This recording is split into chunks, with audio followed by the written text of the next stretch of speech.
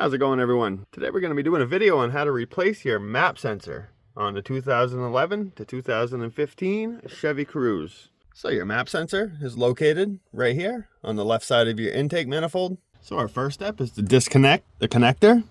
And to do so, you have this little tab here. You're going to lift this up and then pull your connector straight back.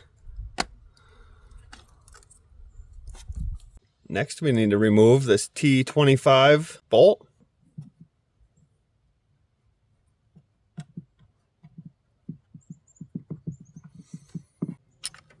Next, just grab your sensor and we're going to pull it straight up.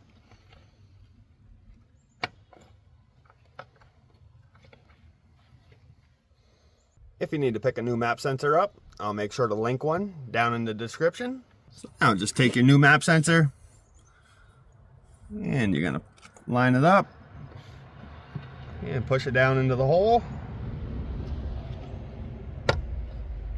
Make sure it locks into place. And we can reinstall our T25 bolt.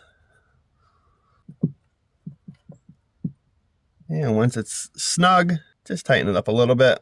You don't need to over tighten that. And now we can grab our connector and push it back into place, and you will hear it lock into place. And just give it a little tug, make sure it's on there right. And that completes the replacement of your map sensor. It's a pretty quick and easy job. If this video helped you out, if you could give it a thumbs up. If you have any questions, leave a comment. And if you're not subscribed to my channel, hit that subscribe button.